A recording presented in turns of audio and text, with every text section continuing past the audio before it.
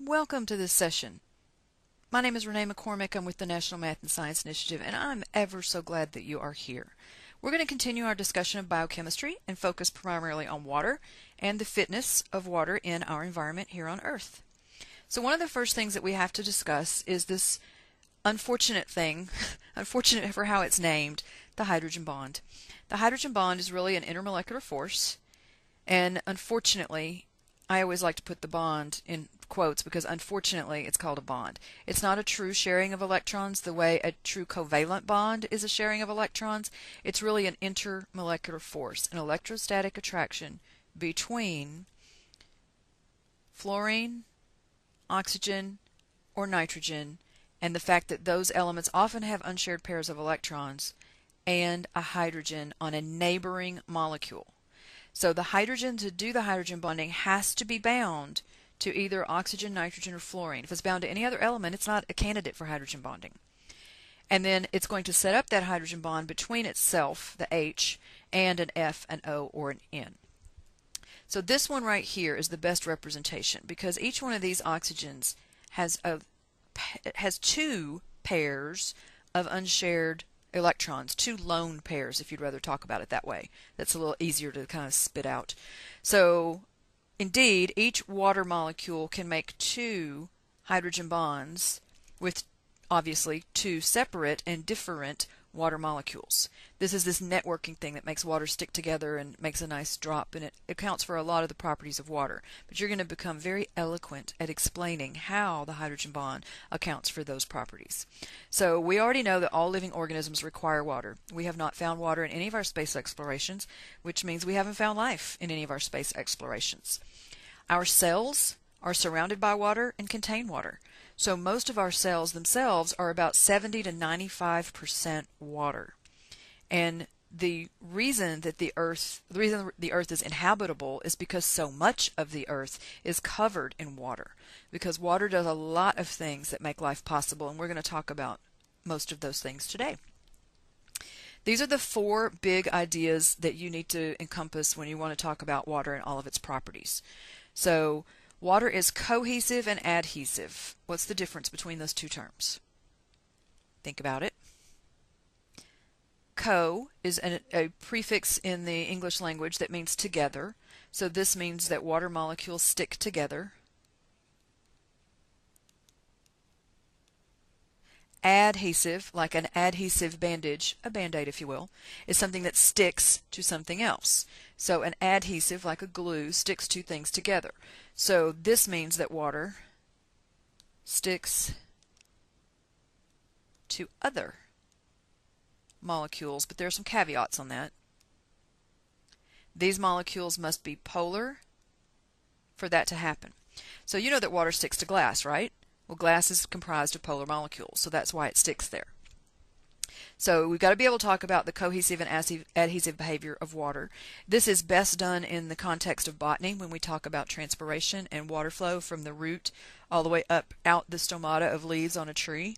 So you're going to get to use that in that context again in the course when you cover the botany materials.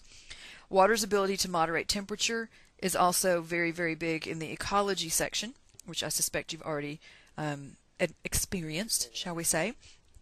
We're going to talk about each one of these in depth, but this is a big one. This is one of the most important things that water does for us is moderate our temperature here on Earth. Other planets have extreme temperature swings from ridiculously cold to ridiculously hot. Water's expansion upon freezing is just makes it a freak. It's odd, but it does contribute again, especially to the aquatic life, and water's versatility as a solvent. You may have seen in print, especially if you have an older textbook or you've looked at older books before, or back in the early days of your scientific learning on your journey to AP biology, you may have seen versatility as written as universal. It's a good thing that books have stopped saying this, because if it really were a universal solvent, we couldn't even put it in a container. It would dissolve the container if it would universally dissolve anything.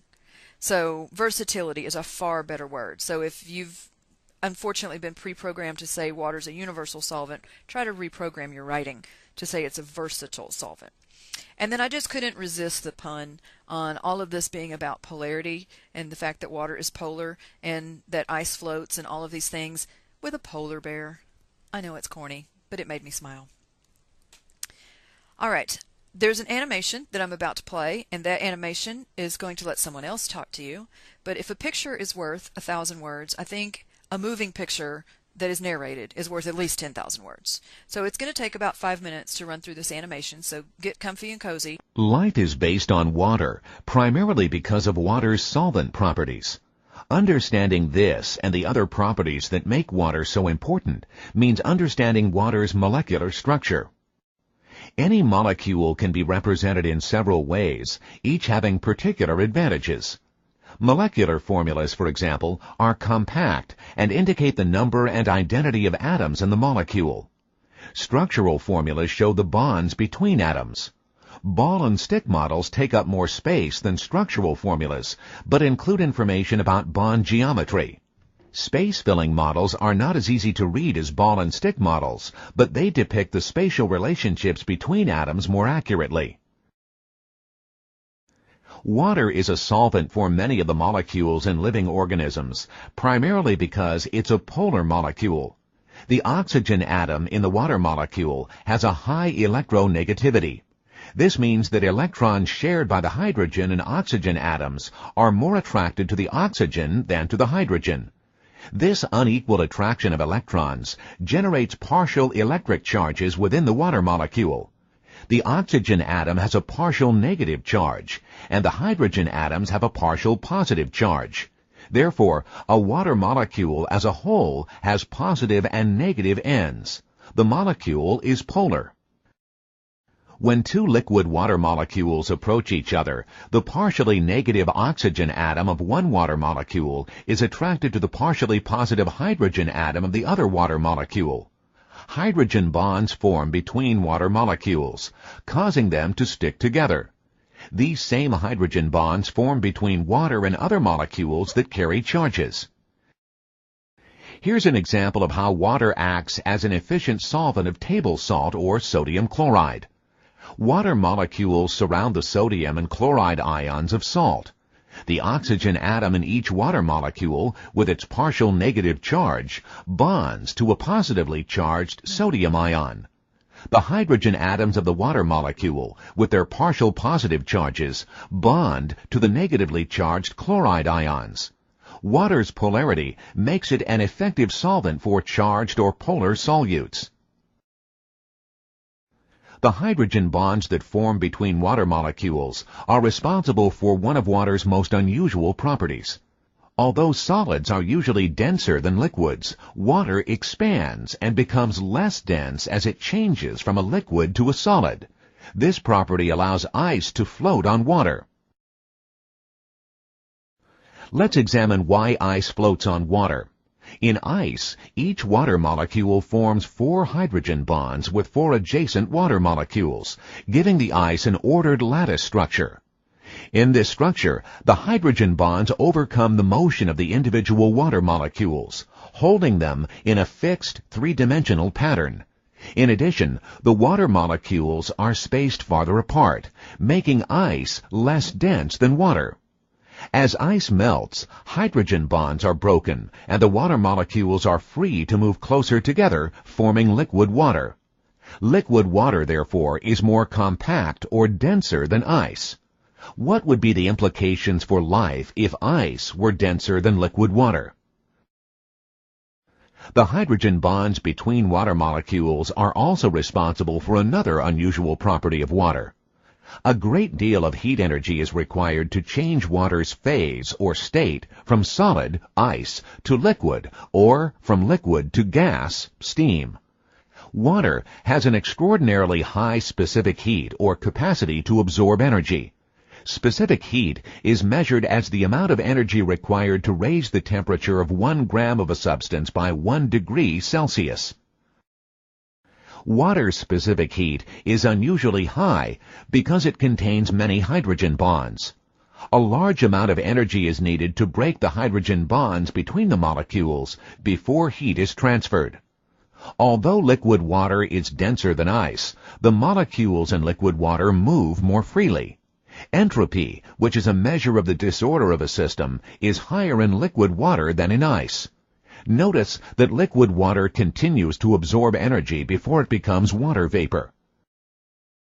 When liquid water has absorbed enough energy to break all of the hydrogen bonds, it changes from a liquid to a gas, steam. Water vapor has the highest entropy of the three phases. What does the graph tell you about the relationship between entropy and temperature?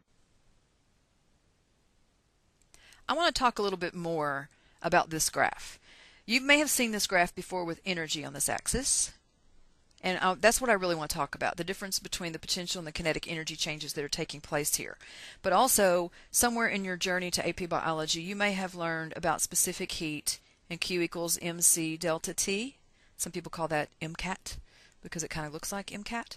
But it's the mass times the specific heat constant times the change in temperature. And then you may also know from prior learning that temperature is proportional to the average kinetic energy of the molecules. So when you have temperature changing, you're changing that average kinetic energy. And kinetic energy is about, its formula is 1/2 mv squared, but the v is velocity, so it's about moving particles. And so I always say to my students, heat them up and speed them up. So heat them up, speed them up. And if you're going to raise the temperature, you're going to increase the amount of kinetic energy that's present.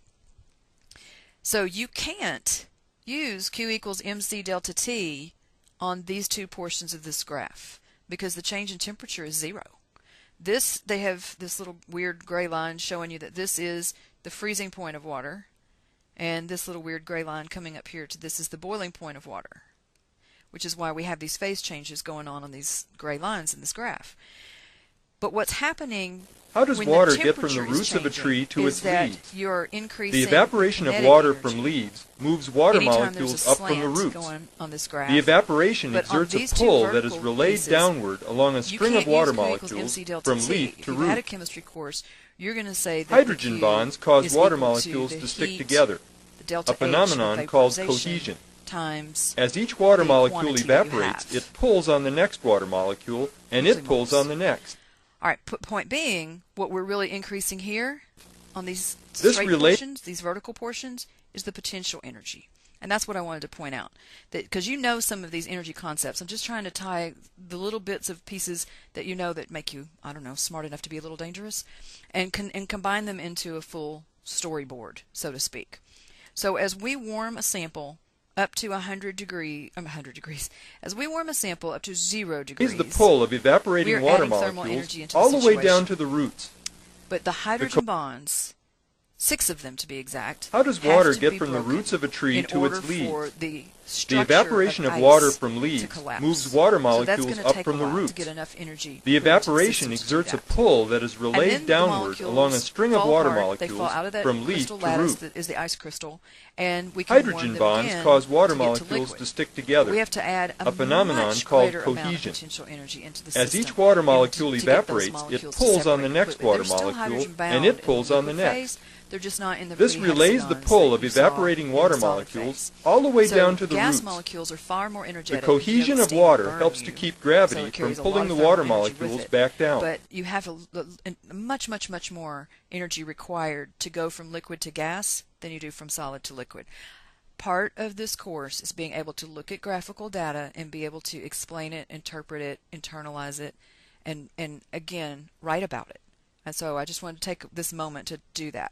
So whether you're talking about energy or whether you're talking about entropy, the shape of this graph holds true, and it's a classic.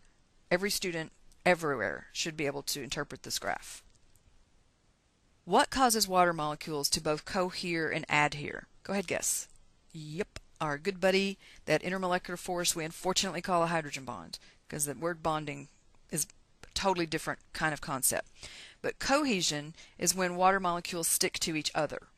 And so adhesion is when the water molecules stick to some other type of surface. So what we're looking at over here is we have a tree, and the tree then has got some enlarged parts. So the leaf of the tree has been enlarged to show us some vascular tissue right through here, and some air spaces out in the spongy mesophyll, as we call it, where The outside world, the gases from the outside world can go back and forth through this little opening. That's a stomata, and those two cells right there are guard cells. You're going to study this in depth in the botany unit. But you may have had some of this already and know enough to be dangerous. And then what's going on with the trunk of the tree? Well, that's where all the vascular tissue is, so the journey had just been continued from the root. So the root absorbs water through a lot of little projections because surface area matters, and water diffuses into the root here. It gets conducted through tissues over here until we get to this vascular tissue. Well, golly gee, water would be fighting gravity all the way. It's got to go up a tall tree. Something's got to give it a little bit of help. Well, the something is the fact that there's evaporation that is pulling water out these openings. So the cohesion effect of water and the adhesion effect of water as well is actually what's pulling the water up. So since water molecules stick together, when a water molecule comes out this way, it's pulling a neighboring water molecule with it. And that goes on all the way down all this vascular tissue. And so that's what helps get the water up to the leaves of tall trees. Let's watch this animation. How does water get from the roots of a tree to its leaves? The evaporation of water from leaves moves water molecules up from the roots. The evaporation exerts a pull that is relayed downward along a string of water molecules from leaf to root. Hydrogen bonds cause water molecules to stick together, a phenomenon called cohesion. As each water molecule evaporates, it pulls on the next water molecule, and it pulls on the next. This relays the pull of evaporating water molecules all the way down to the roots. The cohesion of water helps to keep gravity from pulling the water molecules back down. Now, aside from cohesion and adhesion, and the way that the water moves through that transpirational pull through a plant, animals are also affected by this. This idea of surface tension has to do with cohesion. The idea that a spider can actually walk on water. Now, don't try this at home because humans are far too massive. But I love this picture because look at these indentions. That's the stress on those hydrogen bonds. But there's so many hydrogen bonds that they're strong enough to fight gravity, fight the gravity that's pulling down on that spider, and that spider is able to actually walk along the surface of the water. It's a creepy looking spider though. It doesn't make it any cuter. So surface tension is a consequence of cohesion. And yeah, hydrogen bonding yet again. Now, let's talk about another characteristic of water. Water does a fabulous job, thankfully, I'm pleased about this, of moderating the temperature on this planet. Like I said earlier, we don't have these ridiculous heat extremes and cold extremes that other planets in the solar system have. And the reason for that, because, I'm all about you knowing why, because it's one thing to know what's, that's going to get you a 3. I want you to be able to explain the what's and be able to answer why questions, because that's what will get you a 5. Water has a high heat capacity. That means it will absorb an awful lot of heat before it changes its own temperature. You know this. You are old enough and smart enough to not go running out into a swimming pool the first warm day after the winter is coming to a close. You know it's going to take a while for that water to really warm up. The reason for that is that water can hold an awful lot of thermal energy before changing its own temperature. So what that really means is that it's a good thermoregulator. And that's great news for all of our aquatic life. It's great news for us because there's enough water vapor in the air. And the whole thing hinges on, go ahead, guess. Yeah, hydrogen bonding. The fact that each water molecule can make 2 hydrogen bonds. 2, not just 1.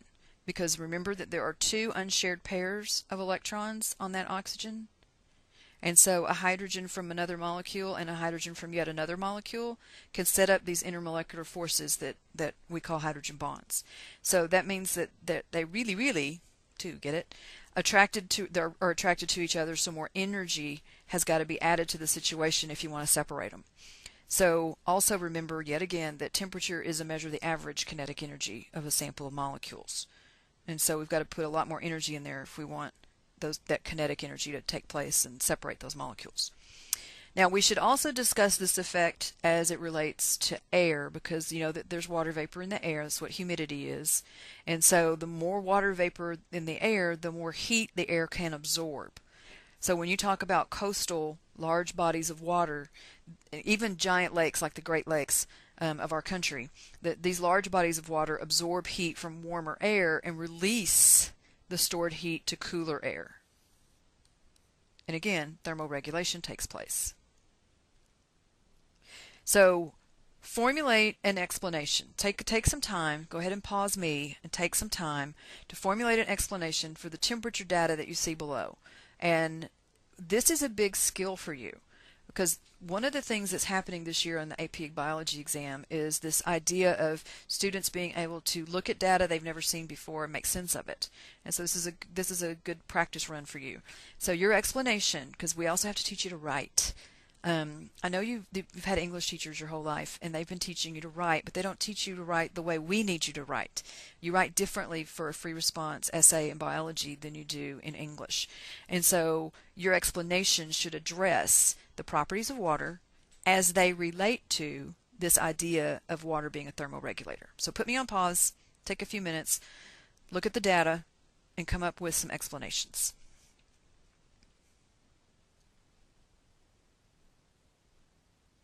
All right, welcome back. First of all, you have to analyze this scale right here, the key, the legend. It goes by many names. But basically, they color-coded zones for us that equate to different temperatures in degrees Fahrenheit. So the lighter yellow is the lowest temperature that we see, which are the 70s. And then we move into the 80s, which is my favorite temperature zone, I have to say, personally.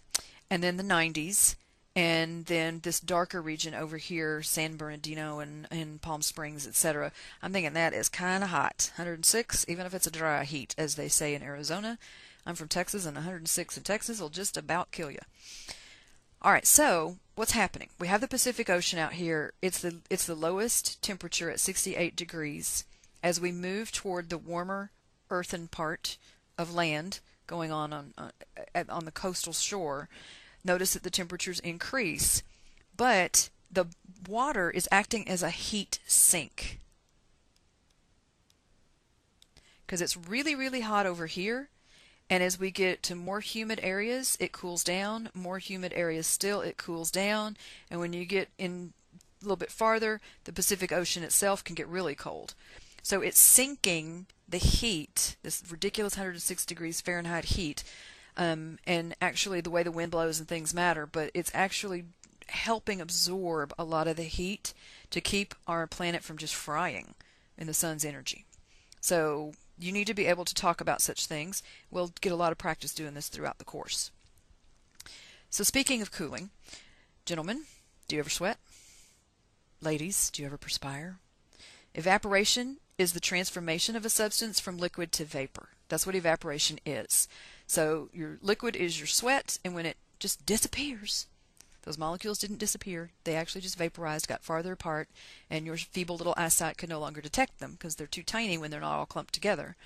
But we have a heat of vaporization that's involved with this, which is the heat that a liquid has to absorb for 1 gram of it to be converted to a vapor. So basically, if I take something like rubbing alcohol, and I put that on a cotton ball and then touch your skin with it, you would look at me and say, that's cold. It's not cold. It's at room temperature.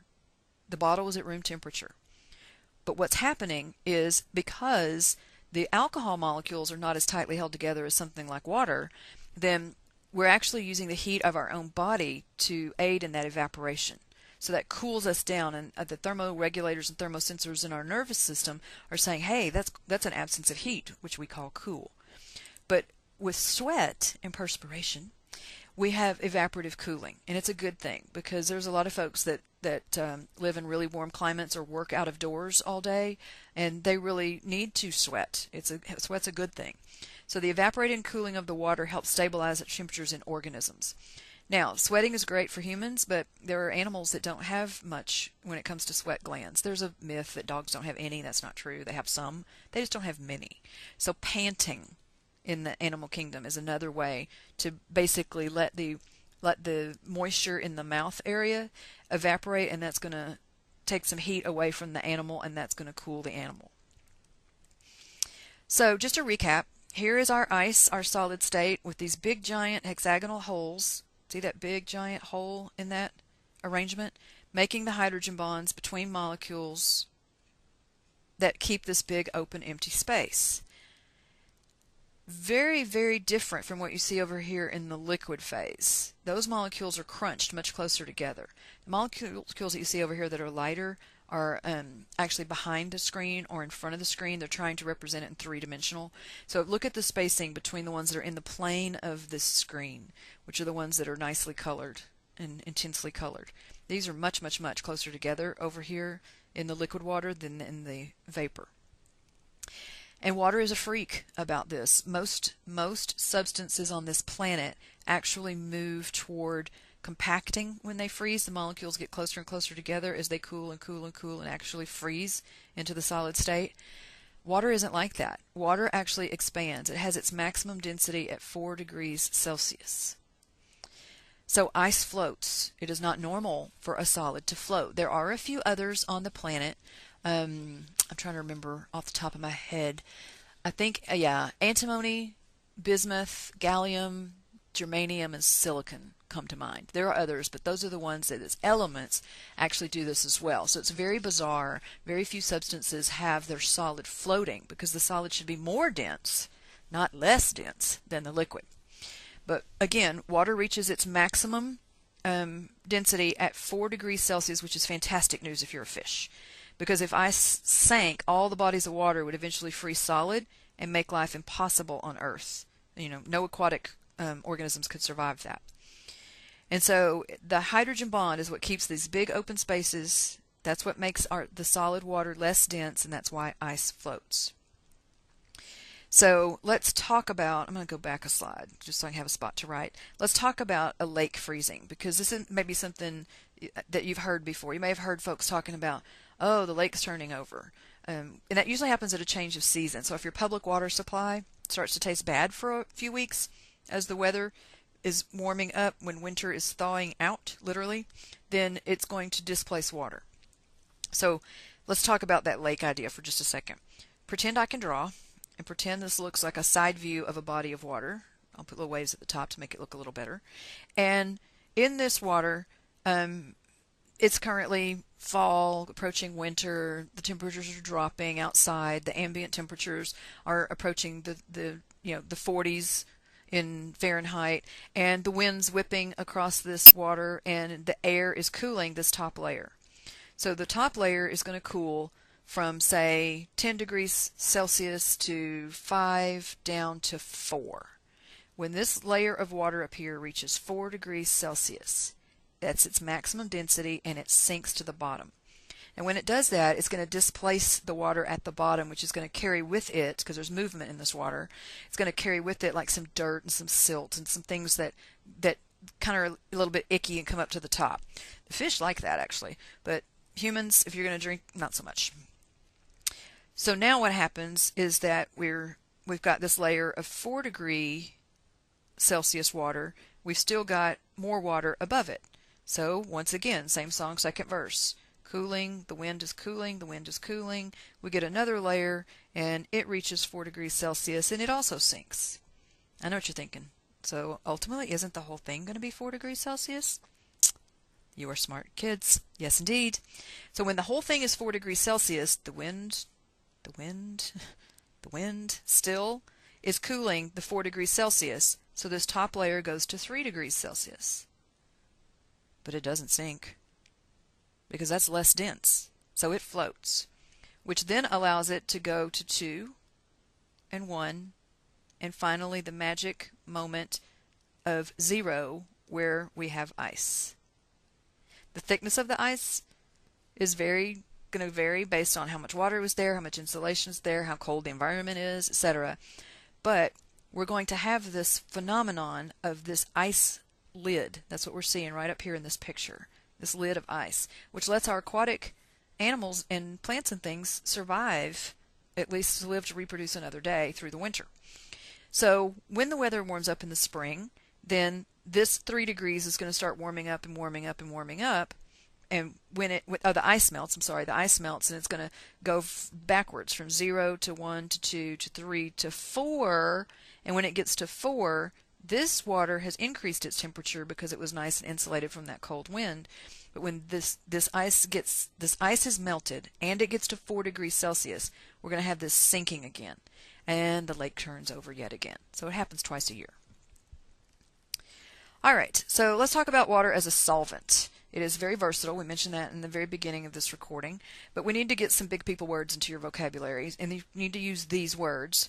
A solution, you know it's liquid, and it has a homogeneous mixture, homo meaning same, so it just means it's same throughout.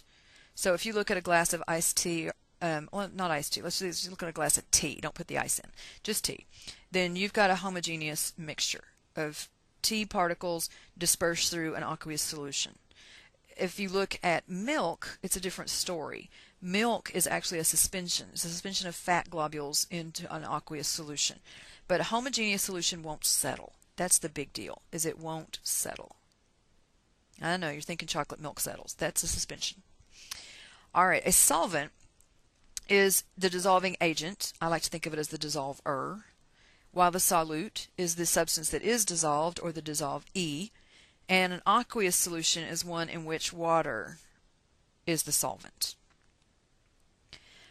So water will dissolve polar substances and ionic substances.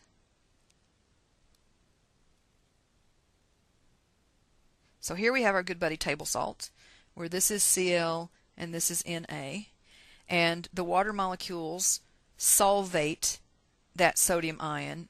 They solvate this chloride ion and create what is called a hydration shell. Not something you have to worry about putting that piece of vocabulary into your repertoire, but you do need to know that the water molecules surround it, because it would make no sense if it didn't, because that's negative chlorine would be very much attracted to that positive sodium, and it would just go right back, and that would not be dissolving now, would it? So what has to happen is that water has to completely surround it, and not just in one dimension. You know, the bad thing about looking at this screen is it's just a two-dimensional screen. It's flat. That's happening above the screen, and it's happening below the screen. It's happening in all three dimensions, the X, Y, and Z axis, if you like to think of it that way. So water can also dissolve compounds made of non-ionic polar molecules, which is why an alcohol, which is a non-polar type, it's a polar substance, will dissolve in water, even though it's not an ionic substance. So even really large polar molecules, such as proteins, can dissolve because they have bits of this big giant structure that are ionic or attract water molecules with a plus and a minus kind of thing going on.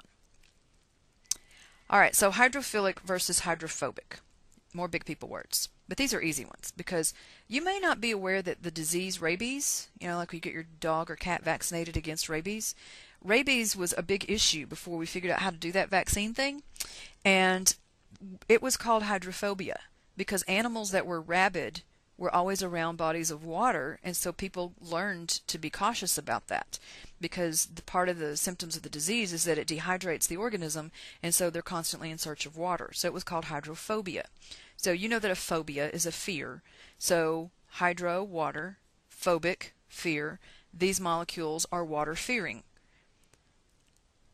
The opposite of a phobia is an affinity for, and so I can't really give you a good example of that in common day language the way I can with rabies, but hydro still means water, and philic means an affinity for, and so these like water. They have an affinity for water. Yeah, it's not as sexy as fearing water, but you get the idea. So hydrophobic and hydrophilic. Now, oil molecules are hydrophobic because they have relatively nonpolar bonds, so they don't dissolve in water. They are often less dense than water and will float on the surface. Dare I say oil spills, like happened off of the Gulf recently, the Exxon Valdez before you were born, where it really did a number on the Alaska ecosystems up there. A colloid is, back to milk, it's a stable suspension. It doesn't settle, in other words, of fine particles in a liquid. So what milk is really fat globules in acids, bases, and buffers. Oh my. Well, acidic and basic conditions affect living organisms. I'm sure you're fully aware of that by now. And a bonded hydrogen within a water molecule can shift between two water molecules. Okay, that part may be news to you. But here I have my two little water molecules that are minding their own business right here. So what I'm saying is that one of these hydrogens that's bonded, okay, hydrogen bond, not to be confused with bonded hydrogen. This one of these bonded hydrogens, this one or this one, can actually disconnect from this water molecule and attach over here to this water molecule. When that happens, then we have H3O, and it has an actual plus charge, because what was this hydrogen really? Well, really, it's a proton sitting out there. When its electron is tied up in a bond like that, then it's just a proton. So it carries a positive charge. Well, once it's gone, then that leaves a negative charge on the overall species here, which we call a hydroxide ion, OH minus. I suspect you've seen those before. So my two waters can actually make a hydronium ion and a hydroxide ion. So this is the foundation for pH to begin with. So the hydrogen atom leaves its electron behind, like I said, transferred as a proton, or a hydrogen ion. We write that for short a lot of times. But that hydrogen ion is really riding piggyback on a water molecule, so it's more proper to write it as H3O+. Now, the molecule that lost the proton, like I said, is now a hydroxide ion. So now that you've got the lingo, let's talk about water in general. This is the time I have to confess that we lie to you sometimes as teachers, because sometimes we have to oversimplify to kind of get you started on a concept. So a while back, somewhere in elementary or middle school, someone probably taught you that pure water did not conduct an electric current. Not to be confused with tap water, which conducts like crazy, which is why you never have an electric device anywhere near a bathtub. But pure water, you may have been taught, does not conduct an electric current at all. Well, the truth is that's a lie. We thought that for a long, long time, but once we got some technology and we got better measuring devices, it was indeed proven that water molecules can spontaneously, every once in a while, split into H plus and OH minus. How often? About 2 of every billion will do this, and so this is what they will exist as, which together they make a water molecule. Now, as far as the neutrality in terms of the pluses and the minuses goes in that system, they're the same. If 3 water molecules split up, then you're going to get 3 of these, and you're going to get 3 of these, just 3 pluses and 3 minuses, so it's still a neutral situation. The difference is, as long as they stayed these neutral molecules with no charge, they could not move electrons, which is what electricity is, through a solution. You have to have particles that are charged and mobile. Mobile, no problem. Charged, that's a problem. But over here, we have 6 charged and mobile ions for those 3 water molecules. So changes in the concentration of H plus and OH minus is what drastically affects the chemistry of a cell, because it drastically affects the pH of the cell. So if we add certain solutes called acids and bases, then we can modify those concentrations of H plus and OH minus, because reactions will happen. If I add more H plus to an environment, then it's going to become more acidic. If I add more OH minus, it's going to become more basic. But they can also react with ions of the opposite charge, which can further compound the change in pH. So biologists have to come up with a way to measure this, and so we use the pH scale. And I'm sure you've heard of it, and I bet you can even tell me right now what the neutral point is of the pH scale. Think about it. I bet you already knew it was 7.0. So we talk about acids and we talk about bases, but you also need to know that if we describe a solution as basic, we can also describe it as alkaline. Yeah, I know, synonyms are a pain, but those two things mean the same thing. So simply put, an acid is any substance that increases the H plus concentration of a solution, and a base is any substance that reduces the H plus concentration of a solution, because bases have OH minus, and that would come together and make a water molecule. That's how we would reduce the H plus concentration. So buffers.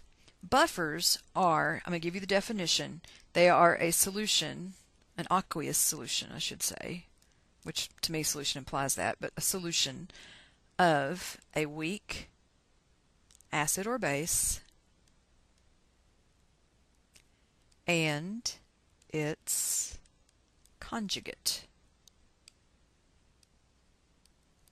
So what the heck does that mean? Well, let's take something easy, like HCl. That's the acid. If HCl loses an H+, then it makes the conjugate base the chloride ion. Now, this is a bad example in terms of my definition. It's just a simple example in terms of understanding the acid and the conjugate base concept, but we need a weak acid. So no one's going to ask you this on the AP Biology exam. There are 6 strong acids, just for your general edification: HCl, HBr, and HI. And then there are 3 others. Those are easy because they're on the periodic table in the halogens: HCl, HBr, and HI right there together. Then there's nitric, sulfuric, and perchloric, which is the strongest of all. And so anything else is a weak base. So when you talk about carbonic acid or formic acid or any other kind of acid, if it's not in that list of those 6, then it's weak and it can set up a buffer solution. So the internal pH of most living cells, you could probably guess, needs to be close to neutral, close to that pH of 7. So buffers are the solution that has an acid part and a base part, because it has an acid and it has a conjugate base. Again, this is a bad example in terms of being a buffer, but it's a good example in terms of understanding it's just a difference of a proton. And so they resist a change in pH because they exist of an acid and a base component. They can neutralize any invaders. So human activities like burning fossil fuels really threaten water quality. So carbon dioxide is the main product of fossil fuel combustion, and it's the main culprit in this play. It has some if it's the leading man, then it's got a couple of understudies that also give trouble. But carbon dioxide, when you put it into water, and you know this, or you should know this from respiration, that you breathe out carbon dioxide all the time, and it went through your bloodstream, which is a water solution with some blood cells and lots of other good stuff in there. But when we do this, the water is going to split up into H plus and OH minus, and we make H2CO3 from that combination. But that's a weak acid. Take my word for it. It's not in that list of 6. So the weak acid then dissociates a little bit, like about 10% or less. Maybe a lot of them only dissociate about 1%. But it's going to be H plus the bicarbonate ion, HCO3 minus. Our pancreas generates this for us to make a buffer solution in our blood.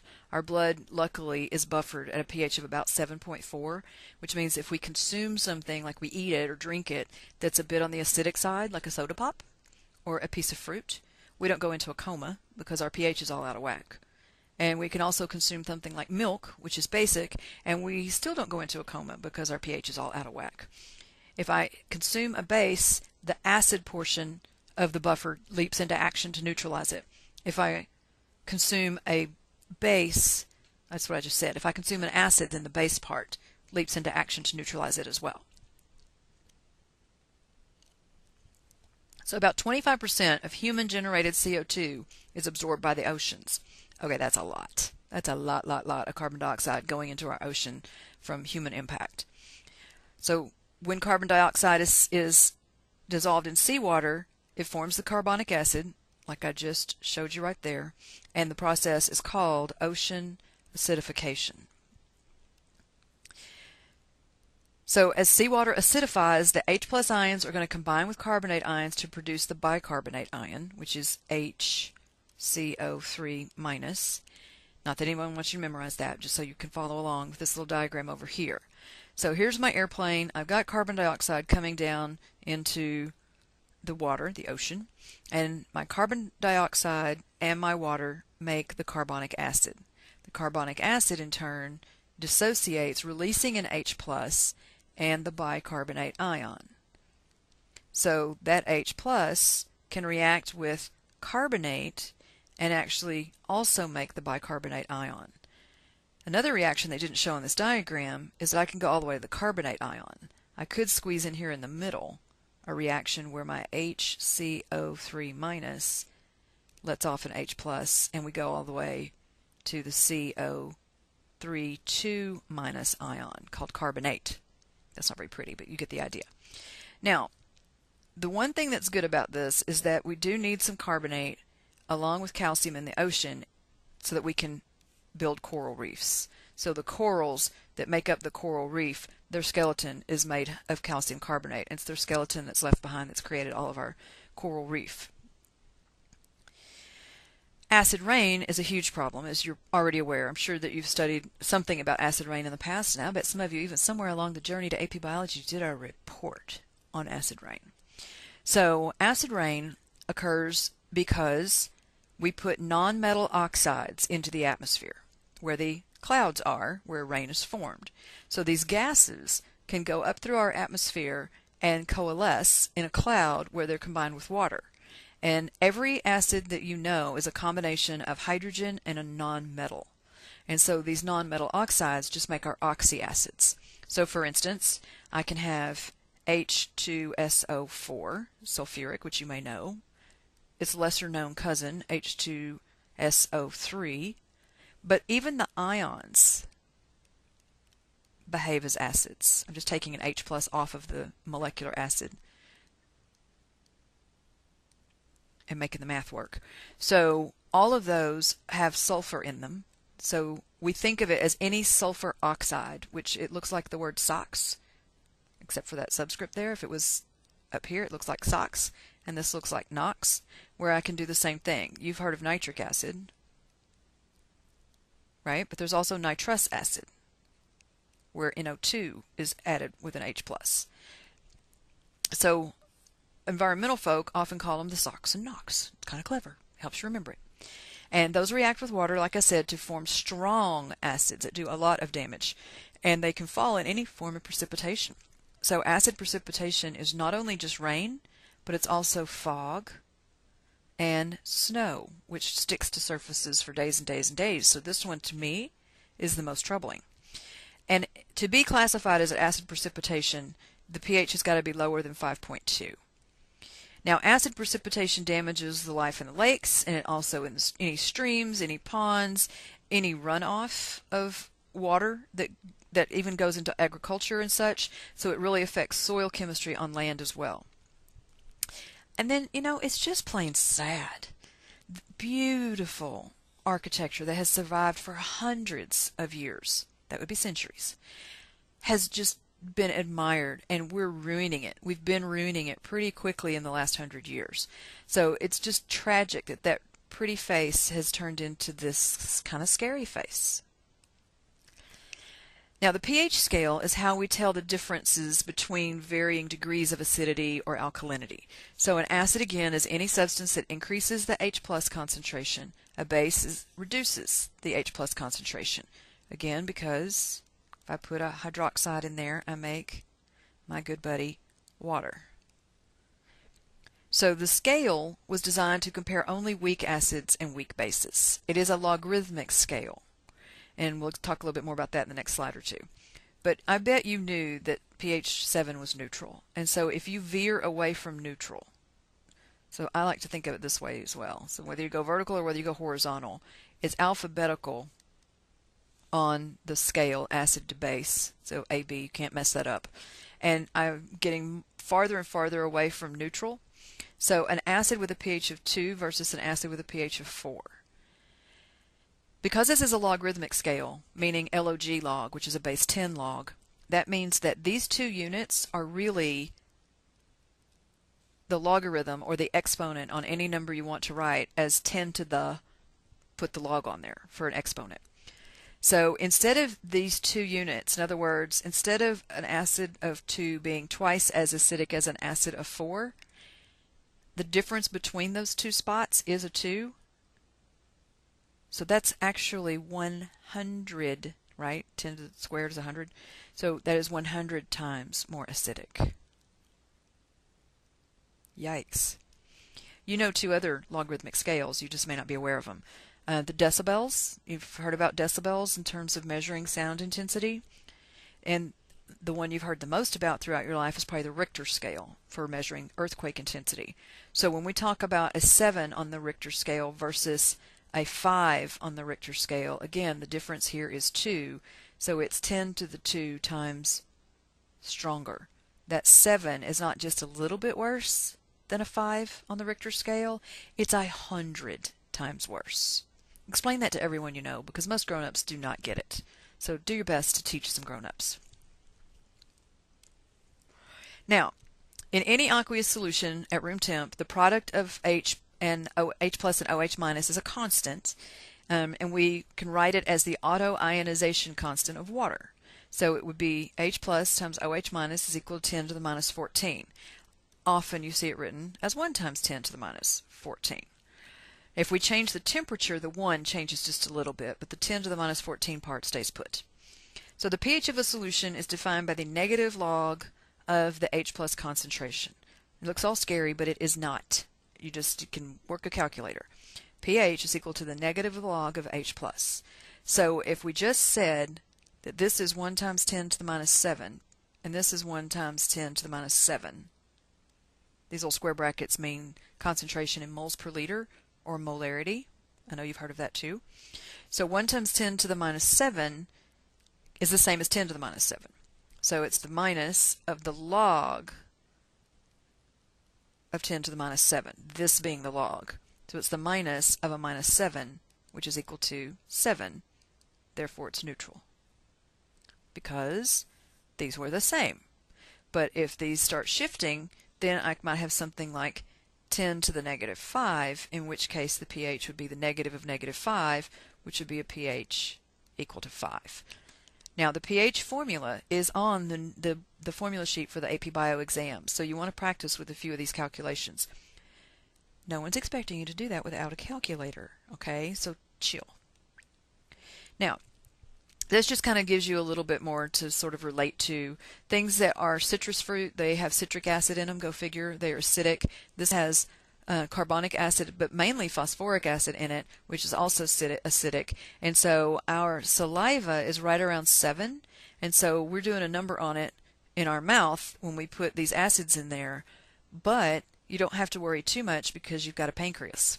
And so anything that we consume, like I said earlier, if I consume an acid, then I've got buffer system in my bloodstream that's going to actually buffer that. And so I won't go into a coma and all my bodily functions shut down. Now, no one would drink bleach or ammonia or any of that kind of stuff. So let me give you a food substance. Tylenol. As in headache medicine. Tylenol is actually basic. Aspirin is acidic, but Tylenol is basic. It's a different compound called acetaminophen instead of acetylsalicylic acid, which is what aspirin is.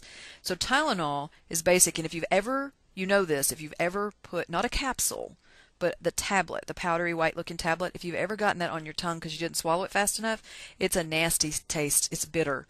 Most food, the reason there's not a lot of food examples in the biology books is because most people don't eat bitter food. Most people go blah when something is bitter. Most biological values, most fluids, biological fluids have a pH near 7, which is not shocking, right? And so being that 7 is neutral, you could give or take a pH increment on either side of that. So that concludes our fabulous discussion on water. I again urge you to become an expert and be able to write eloquently about those 4 major components and properties of water so that you can answer free response questions and rack up points. Until next time, I hope you have a great rest of your day.